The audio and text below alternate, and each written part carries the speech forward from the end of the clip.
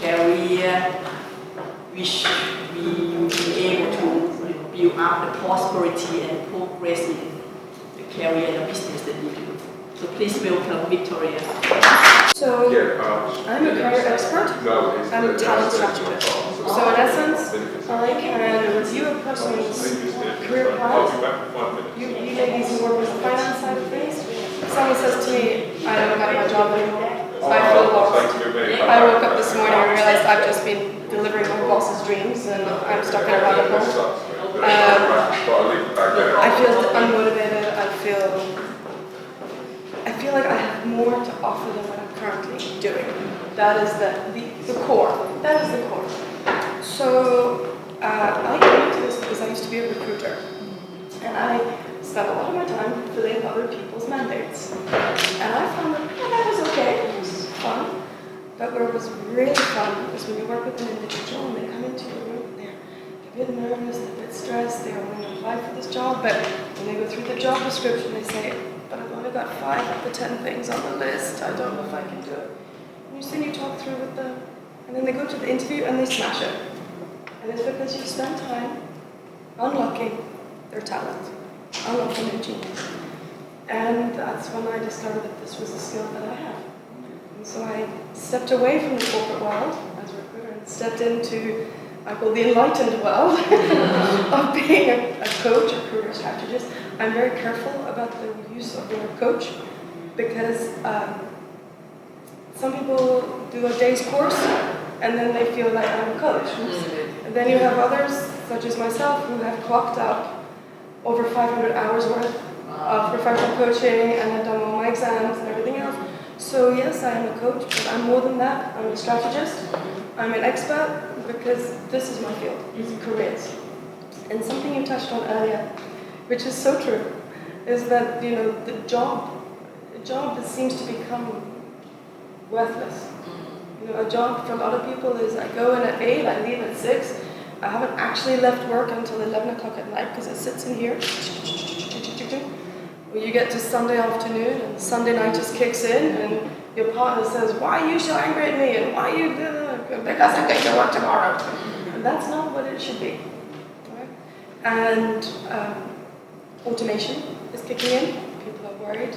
Is my job no longer going to exist? You mentioned it earlier. We're trying to advise children. I call them children because to me they are still 17, 18-year-olds are still children. But these are also young adults. And in a few years' time, they're about to step into the world, in a world that we don't even recognize because it was different from when we left.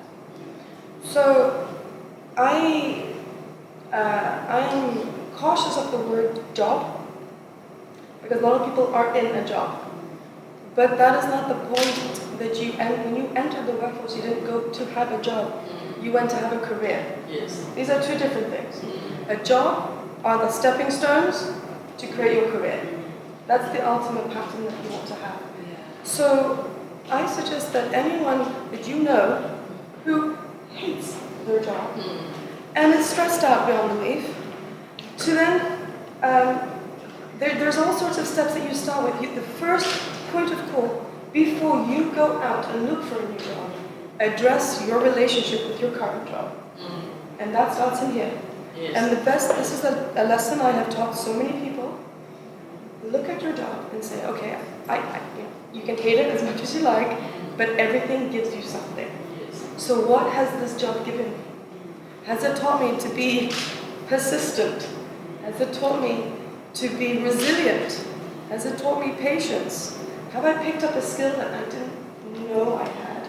For example, maybe you're in a sales role and you don't have sales. But guess what? Whether you like it or not, you've learned how to sell. Yes. So, because that is a skill you can use in a role that's going to interest you more. I can see a lot of you nodding your heads. So before we go to the next step, I'd just like to get an idea what you guys do. And I can sense that there's a part of your job you don't like. So can I just get a little bit of insight? Obviously what's said, stays in these glass walls. I saw you nodding your heads. I'm starting with you. You get it. That's what I terminate on toilets. And I love what you do. Okay, I'm sure there are many people that. So tell me a bit about what you kind of do. I work as a project manager. Yep. I'm part of that automation Yep. piece where I'm building Yes. software that puts people out of jobs. Yeah. All right. I'm in a job, been there 8 years. I Okay. don't like it. I'm not being. They're just basically dumbing me down, and Okay. I want to move into something new, either within that organisation or elsewhere. Okay. There's an opportunity with the operations director. Yeah. You know, she's actually opened the door for me to come to her with a proposal All right. for an opportunity. Yeah. So I'm going to take the time over Christmas just to do Okay. Within the company. it. So you've identified a very key point. You've identified the difference between your job and the company. So you've said, I don't like my job, but I will be looking at something inside my company. Big difference. Yeah. Big difference. So, and it's great that there's already been a door that's been nudged. I suggest, look at your role now. What do you enjoy about being a project manager right now? What do you enjoy? I like working with people, so I very much like working with customers and other people like that. I'm quite good at that.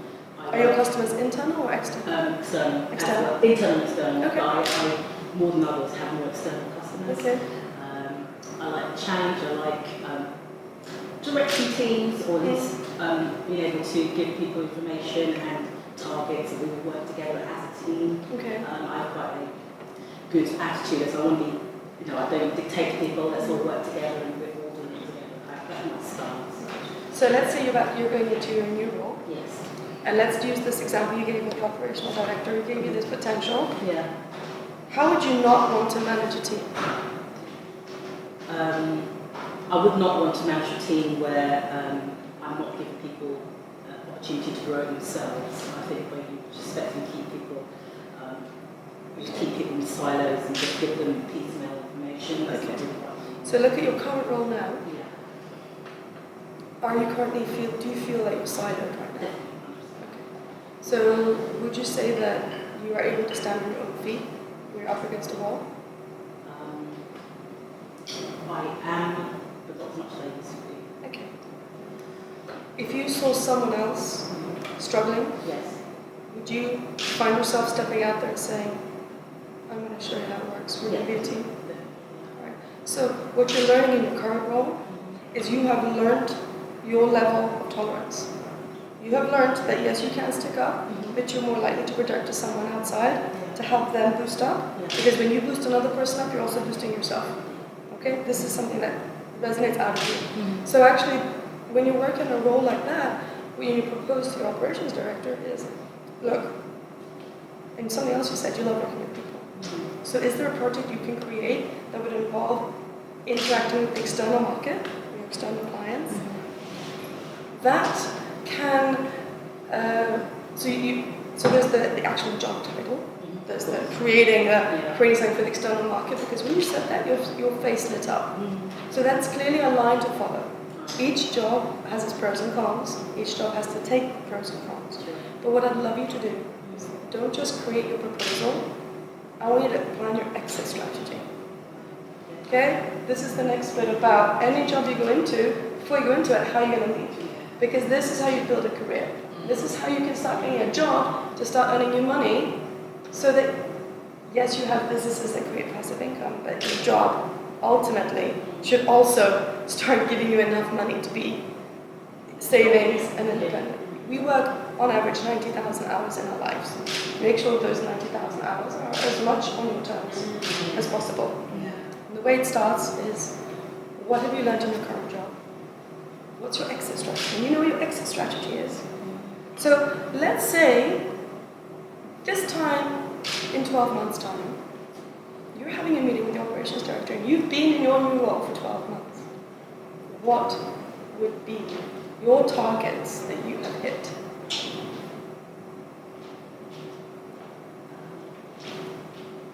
Depends on the role, But you're creating it.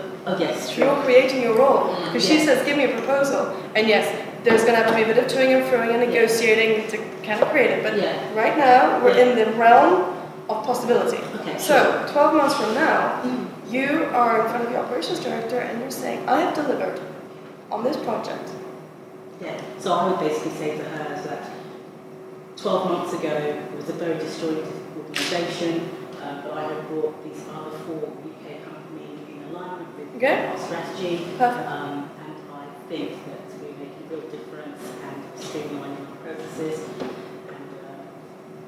So Yeah. that's kind of like, May I change that a bit? yes, We're 4 companies in, and we have streamlined our processes, thereby saving the company 20% on costs, increased revenue by 30%, yeah. and we've cut man hours, unnecessary man hours, down by 10%. Set yourself some targets, Okay. okay? 45, yeah. Quantify your targets, Yeah. and then say, but I think something you didn't mention, but if you don't mind me saying that, I think you ought to. Yeah. Not only have we consolidated 4 companies, but we've also been able, from our team of 2, 3, whatever it is, we have created a nucleus of a collaborative environment. We have brought 4 organizations Yeah. together. We Yeah. have set a new modus operandi on how we're going to communicate. And this has come from all my experience in all the roles that I've been in, the aspects I hated, which I did not want to go through again, and I did not want someone else Yeah. to go through again, because I think you're very much a caregiver. I think you give a lot, and therefore in a company, people gravitate towards you because you resonate the sort of custodial impressions. Use that and stick your ground. Does that make sense? Very good.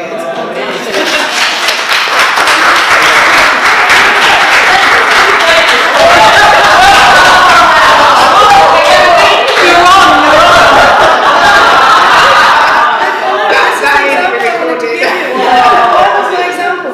You told me what you didn't enjoy. Yeah. So many people, when they go for an interview, the other person on the other side of the desk can feel that you don't like your current job, but they don't know why. So what they're seeing someone stressed, tense, and what can often go through that person's mind is that what they're going to be like when they work for me? That's the thing. So if you go in with a mindset of, I need to get out of a job, that's going to come across. If you go into the interview with the mindset of, I've been in a job that I haven't liked, but I have learned so many amazing skills, but I've also learned more about myself. I know my level of tolerance. I know that I am someone who is a very collaborative person in the way I operate. I will find a solution. That comes across. You're more likely to be employed based on your assumptions. The way you write, the language you use, it all comes through. So that's why I always say, start where you currently are. Turn that into a stepping stone, not a dead end. And it's just a bit of like, anyone who gets great advice gets to pay for it. So yeah, you missed that bit because she was late. Oh,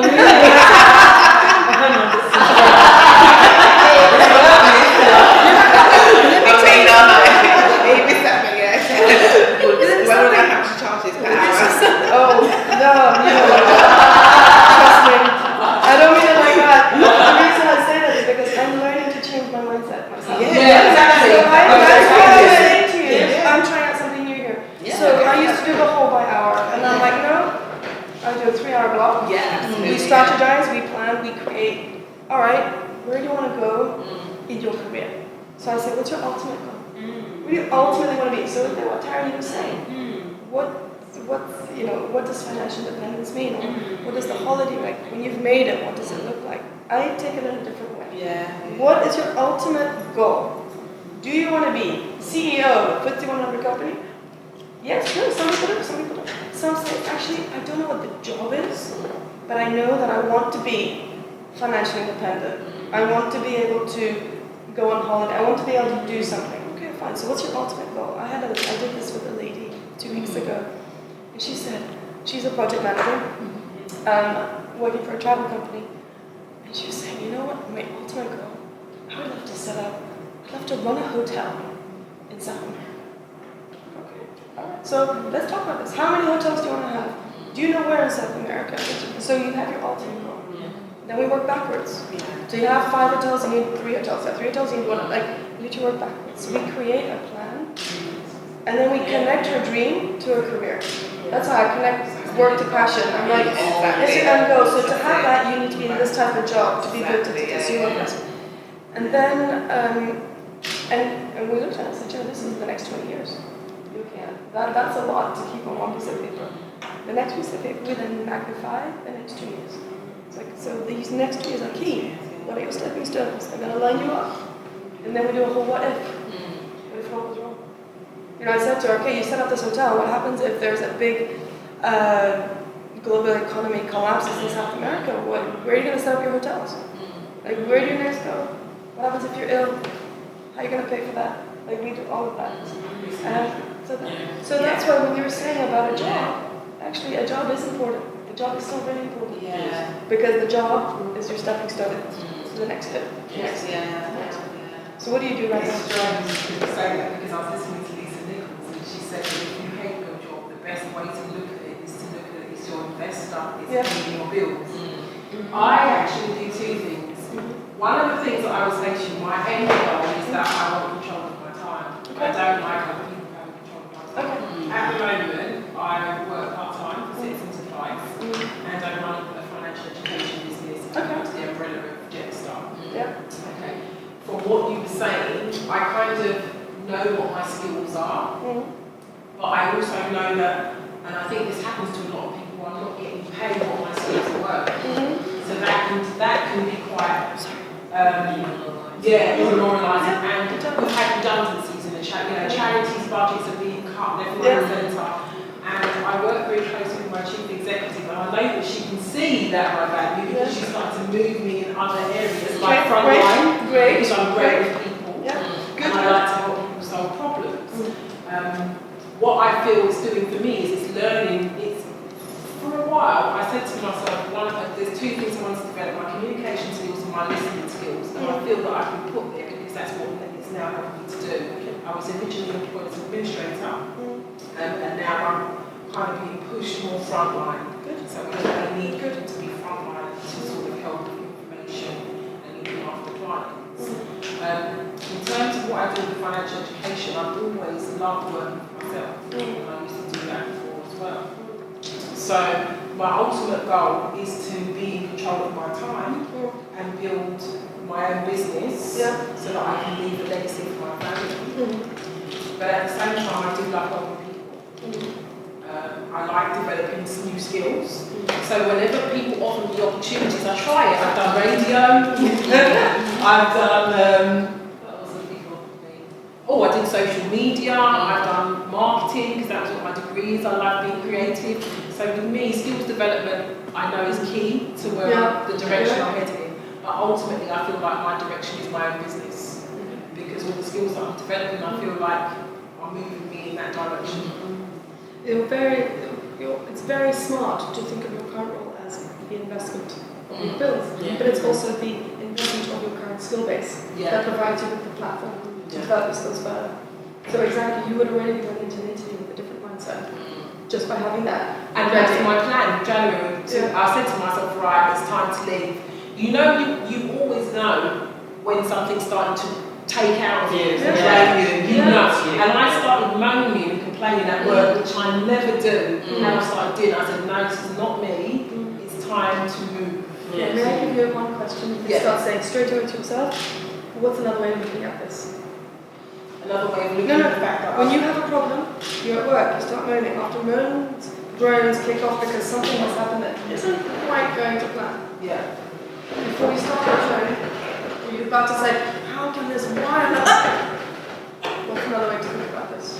What do I need to solve? What's another way? So I have a stone, a little green stone on the sides of my palm. And on one side it's chiseled into the stone, it says problem, and on the other side it says solution. Every problem has a solution. You just have to ask yourself the right question.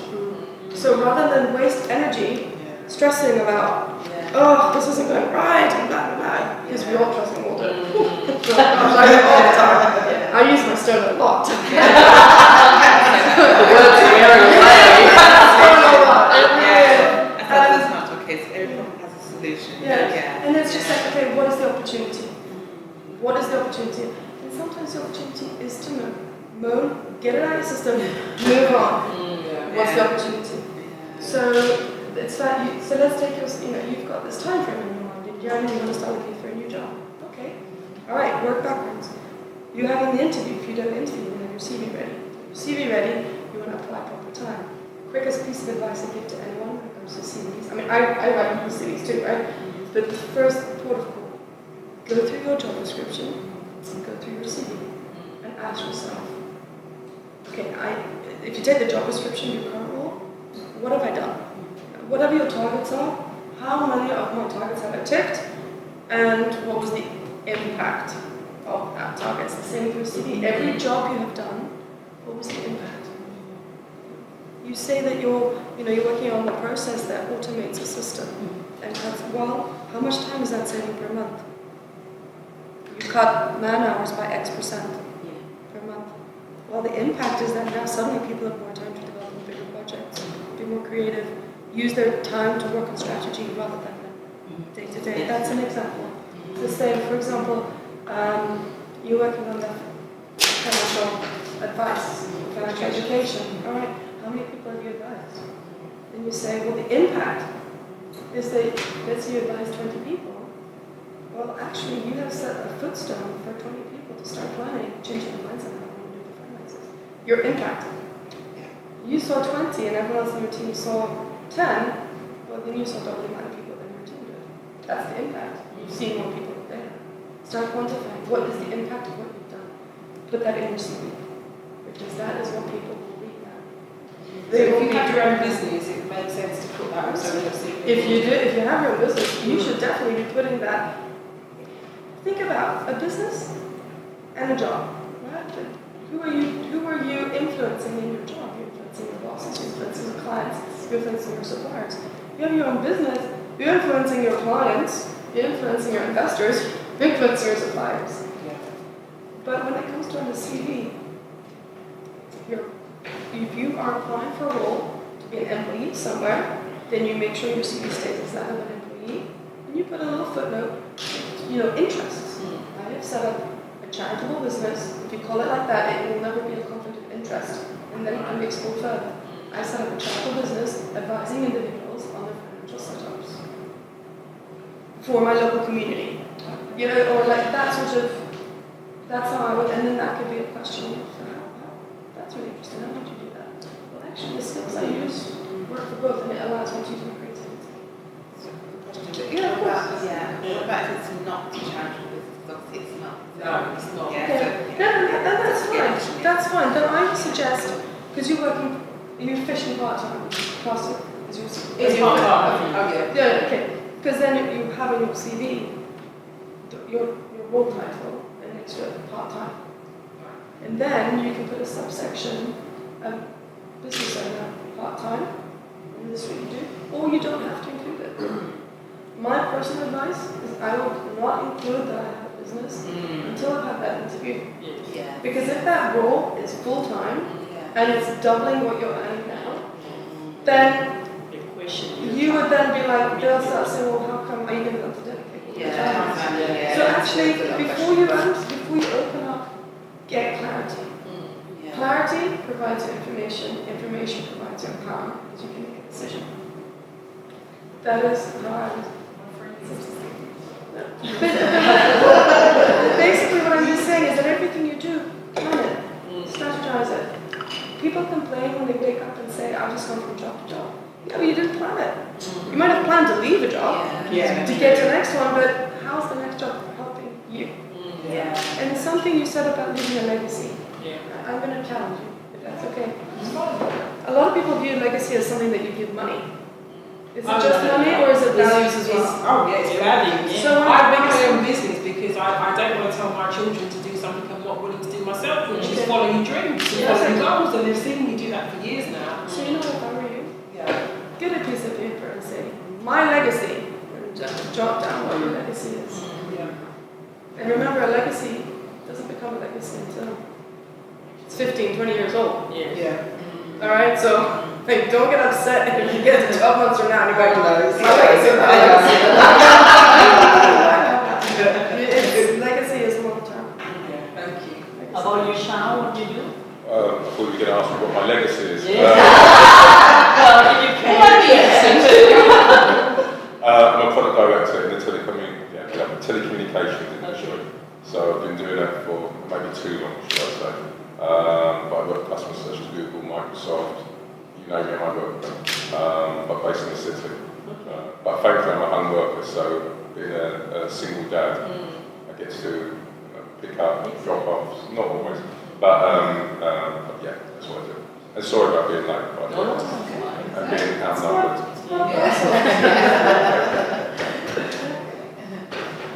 So you run your own business now? No, I work for, basically you've got Tata Steel, Jacob Land Rover, where I work for the telecommunication part of Tata. So I've been doing that for some time. I'd like to have my own business, but I haven't planned it properly. Yes, Very popular. because Victoria, she's a carrier coach. Yes. She's very, So I'm not about, if you're ready to set up a business, set up a business, but actually how you use your career to increase your bottom line. So you can spend more time with the kids. That's basically what I'm going to do. Right. Thank you, that's good. Good, that's it.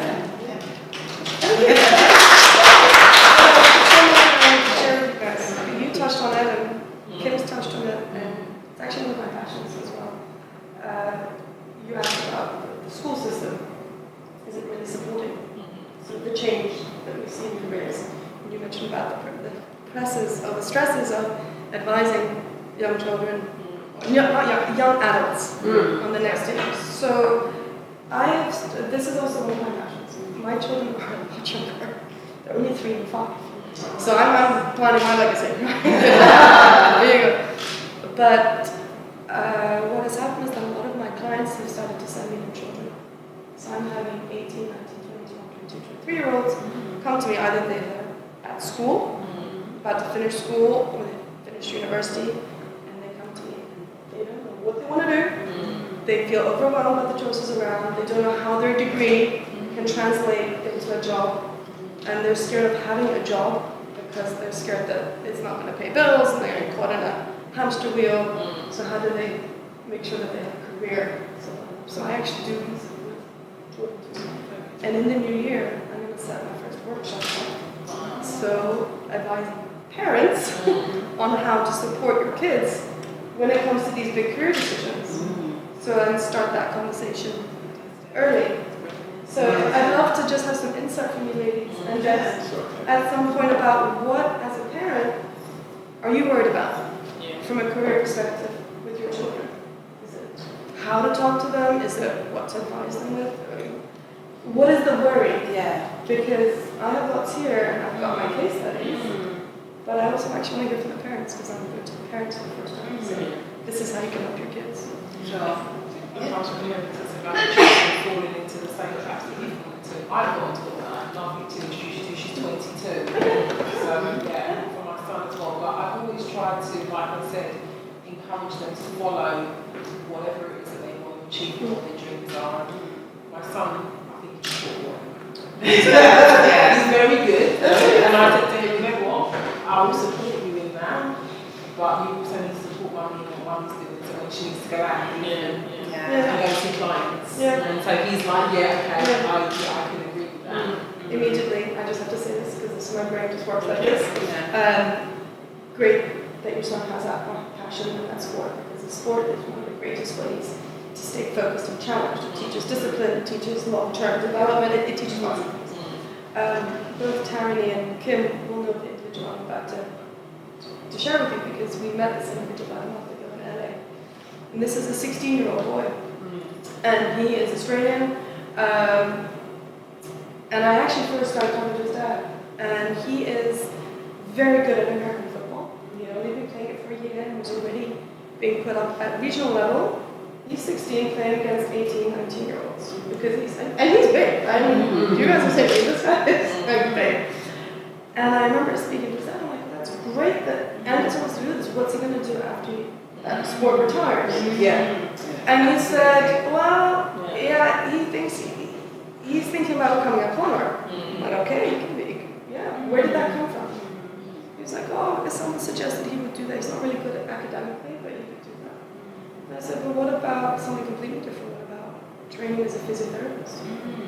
And he's 16 now, so he could do just a one-day course in sports massage, and then when he's older, maybe do a 2-day course, or a 3-day course, and so he builds a career alongside the sport. So that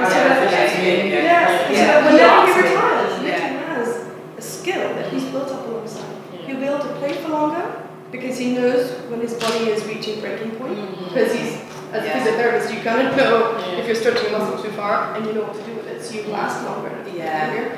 But you also then, when you then set up, say, okay, I'm ready. you have a client base, because sports people will go to another sports person who knows what they're doing, and whatever level they're at, you know, he just has to call up and say, I'm not a physiotherapist. I love They're that. like, boom, great. Yeah. And then I thought, you know, that will pay your bills, but what are you interested in? It's like, I really want to work with kids. I really want to work with kids. And I said, well, do you know that there are children right along the ADHD spectrum whose brains are so hardwired that they struggle to sit still? And one of the biggest ways of enabling a child to recenter is through schools. So why not find a school nearby? You start again at 16. 1 day a week, half a day a week. Go and play football with those kids so that they get the brain-body coordination, and that helps to zero the brain down a little bit more, and then they can focus. It's just part of a focus skill. And as your career goes up, you start getting credibility, you start getting marketing and branding. That reflects well in school. You're benefiting everybody. Yeah, absolutely. So that's, as soon as I hear someone has a child, very gifted in sports, yes, go for it. Have a backup plan. I love that. But do that plan at the same time. I think Yes. is I love the that. point. Yeah. Just really quickly, because I want to talk, drop the sort of sports thing to it, but very much very similar. Whereby I've got two boys, 9 and 13. The 9-year-old is very into football. He's pretty good. The eldest is 13, he's almost 6 foot. That's his what he plays basketball. Yeah. So Okay, that makes sense. Yeah. I'm a basketball player. That's what he wants to be, and a footballer.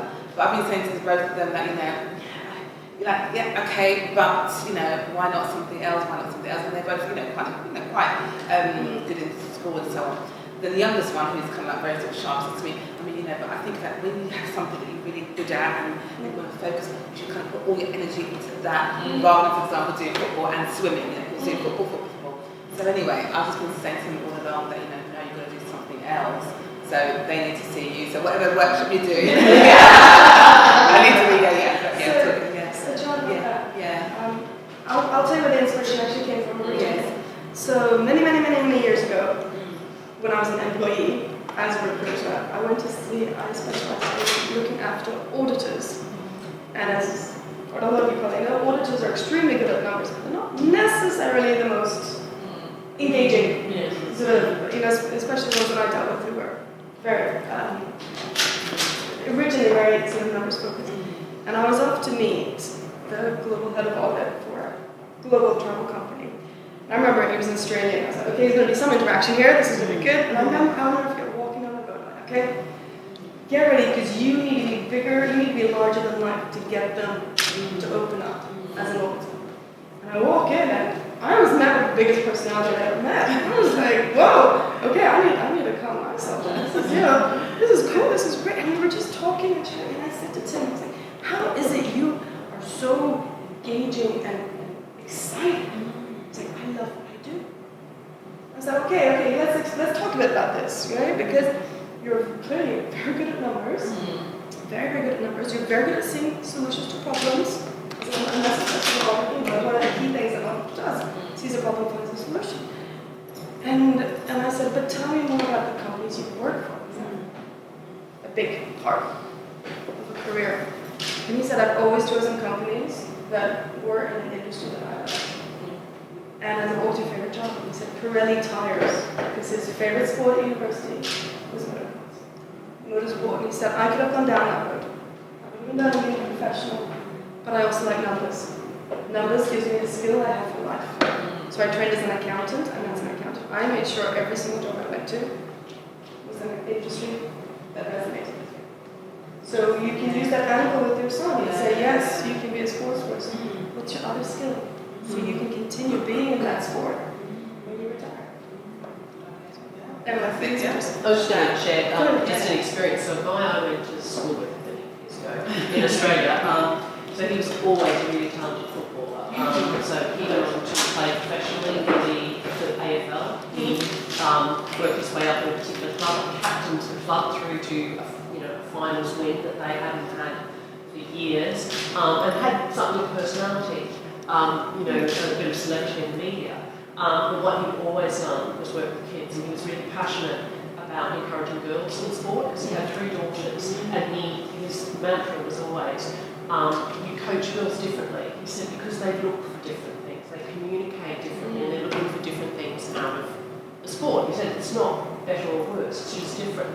You know, he's managed to leverage that into some particular areas of his life where he coaches specific girls' professional teams. But what he also does is travel the world and take his knowledge from being a high-performing sportsman into corporates and all sorts of organisations and teaches them the skills about how to succeed, how to focus. So what Victoria was saying before about sport, teaching discipline and long-term goals and planning, that he's an exemplar of that. So he does a lot of work in Australia, but he's been over in London, working for companies and stuff like that. So I just want to share that example. Of, I just thought he was Nathan. Yeah. Who played football at school. That's my son. Oh, is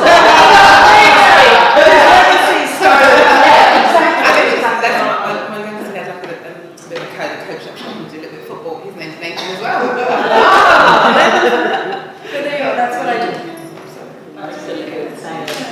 In a way, what you do has to start a little bit earlier with the children, doesn't it? Totally agree. I mean, when I think of That my is own good. son, who's actually an academic now, and they have a brilliant geography teacher. And nearly all the clever boys in that class went on to do geography. Yet he should have done chemistry, because he was the top boy in chemistry in the school. Yet he went on to do geography. And geography sent him on a different path. And then he ended up having to do a conversion course in A-level to convert to science. So it's really, really important because teachers can be incredibly powerful. And I would say for some of these boys, it was probably the wrong subject to do.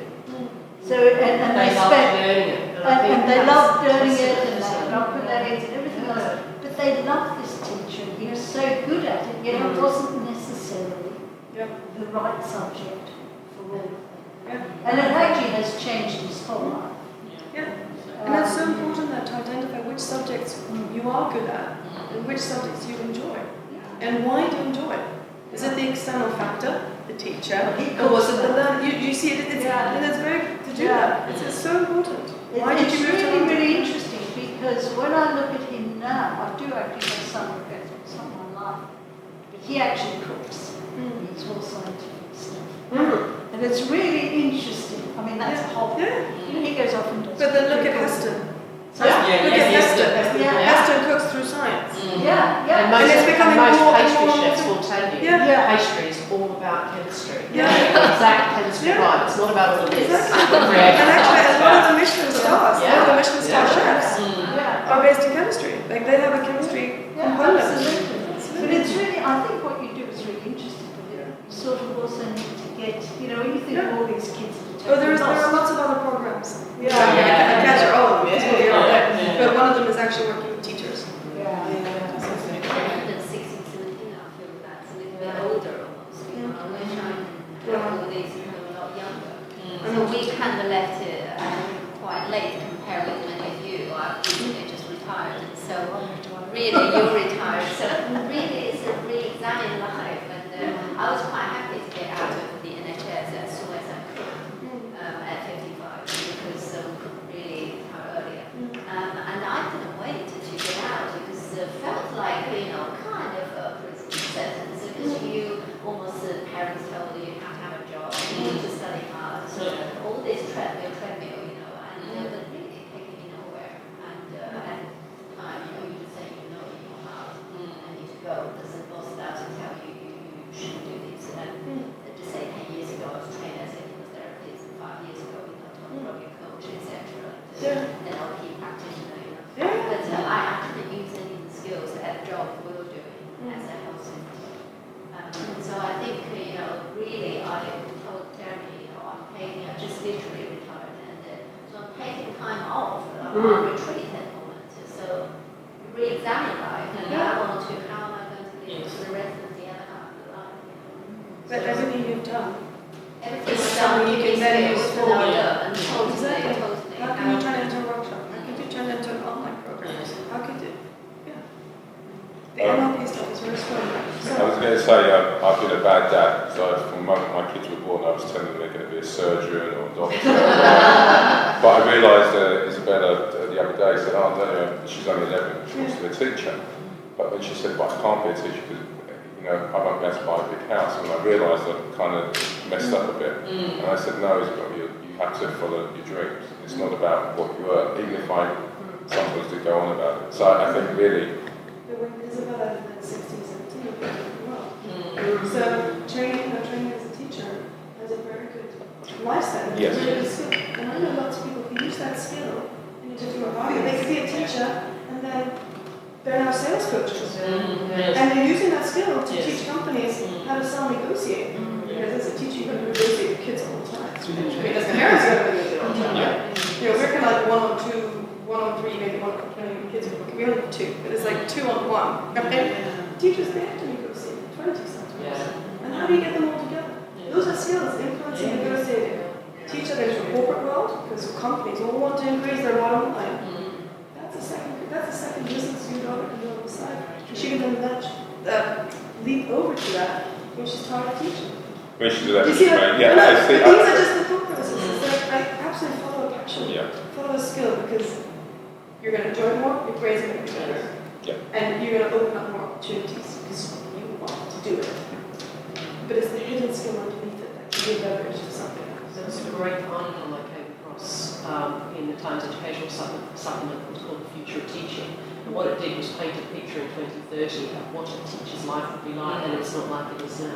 And it was just a really interesting read to see this blend of technology and how teachers become more empowered and work together more and stuff like that. It was really quite good. So just because teaching looks like it is No, today, to be honest, I was you know, at fault because you know, yes, I want your children to do better than yourself. yeah, You know, and now I've got to kind of re-educate myself. It's okay if you want to be a teacher. It's not about what you bring home, even if sometimes I might make it sound like that. It's about being happy. I don't want us to go to work every day with sad face. I want us to go to work. being fulfilled, Yeah, and exactly. excited to Yeah, get there and that's- do what Those to things do. you can start with. Tell her what your day is like. Yeah. So when you go home and say, I had a really bad day, well, actually, I had a really good day. Because when you start working, they'll understand it's okay to have a bad day. Yeah. And that you gotta just keep going through to get that good day. Yeah. And you know, Tony Buzan, we created a whole mind map, mindset 10 years ago, 50 years ago. He came from an educational background, and now he's a multi-millionaire producing mind map programs. That's really But I do actually think that perhaps what I'm hearing here, look, I've always been honest. It's not necessarily what I want to do. I've had a really satisfying career. I've earned enough money to have a satisfying life. I can go on holidays, I can do this and house. I think it's really important to get balance. It's not just about how much you earn. You know, it's also you need to have job satisfaction, but you do need to earn enough money to be able to live some sort of life. Yeah. Okay, so I think we all agree that Sorry, I teachers just have did been a lot. amazing and Yeah.